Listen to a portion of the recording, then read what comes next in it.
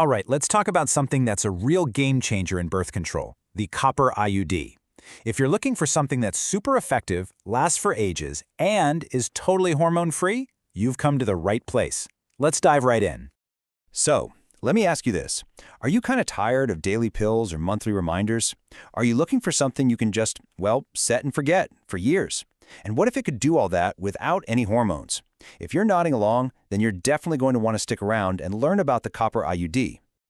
Okay, so first things first, what even is a Copper IUD? Let's break down what this little device is all about.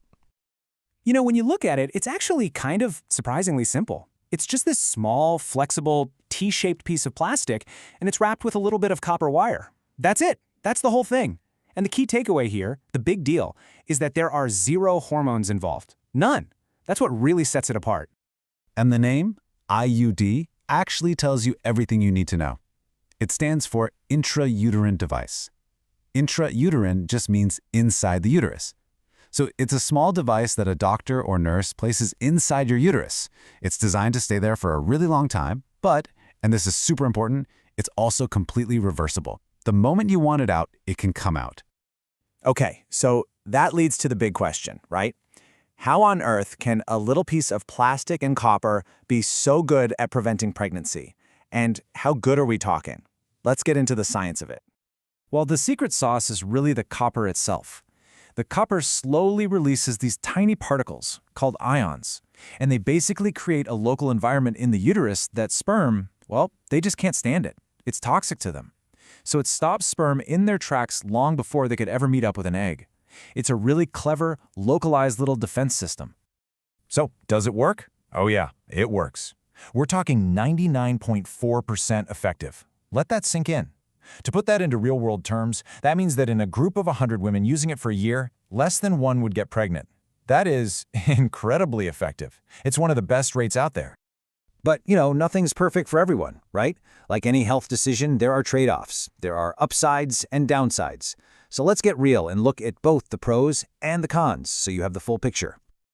Okay, on the pro side, the list is pretty impressive. It can last for up to 12 years. That's amazing. It's hormone-free, so you don't have to worry about those kinds of side effects. And the second it's out, your fertility bounces right back. Now, for the cons, getting it put in is a medical procedure, so you need a provider to do it. The biggest thing people talk about is that it can make your periods heavier and crampier, especially at first. And really important to remember, it does not protect you from STIs. Plus, there's a small chance your body could push it out. So, with all that in mind, the million-dollar question is it a good fit for you? Let's take a look at who's generally considered a really good candidate for the Copper IUD. And honestly, the answer is a lot of people. It's actually a great option for a super wide range of individuals. We're talking teens, women over 40, people who are breastfeeding, and even folks who just had a baby. And things that might rule out other methods like high blood pressure or even having HIV that's well managed, they don't necessarily rule this one out. But there are definitely some situations where it's a hard no. You absolutely can't get one if you're already pregnant, or if you have an active infection like pelvic inflammatory disease. Same goes for certain types of cancer, or if there's something unusual about the shape of your uterus that would make it hard to place correctly. All right, let's move on to the day-to-day reality. You've had it inserted, now what? What can you actually expect? Okay, the number one thing to be ready for is that your period is probably going to change. This is by far the most common side effect. For the first few months, say 3 to 6, it's really common to have heavier periods and more cramps. The good news is that for a lot of people, this does get better and calm down over time. Now, aside from the more common stuff, it's super important to know what the more serious warning signs are, the things that mean you need to pick up the phone and call your doctor. There's a really handy acronym to help you remember them, and it's PAINS. P is for period, if it's late or you're having weird bleeding. A is for abdominal pain, especially during sex. I is for infection, so watch out for any unusual discharge.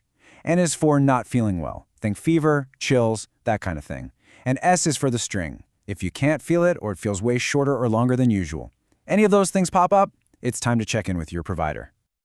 All right, for our last section, let's do some myth busting. There are a lot of rumors out there about IUDs, so let's separate the facts from the fiction. Okay, myth number 1. This is a big one I hear all the time. IUDs cause infertility. The reality? That's just not true. All the research shows that as soon as that IUD is removed, your fertility goes right back to whatever is normal for you. There's no long-term damage. Okay, next up is a myth that sounds pretty scary. An IUD can travel to other parts of your body, like your heart or your brain. Yeah, thankfully, no, that just doesn't happen. The IUD is designed to stay put inside the uterus. Now, there is a very, very rare complication where it can poke through the wall of the uterus, that's called perforation, but it doesn't then go on a trip around your body. And for our last myth, IUDs cause pelvic inflammatory disease, or PID. This one is a little more nuanced, but here's the deal. The IUD itself doesn't cause PID. PID is caused by an infection, usually an STI like chlamydia or gonorrhea. The risk with an IUD is really just at the time of insertion. If someone already has an STI they don't know about, the insertion process could push that infection up into the uterus. That's why screening is so important. So, there you have it. We've looked at how it works, the real-world pros and cons, and we've busted some major myths. The big question left is, could this powerful, hormone-free, long-term option be the right next step for you? The only way to know for sure is to take what you've learned today and have a really good, informed chat with your doctor. Thanks so much for tuning in.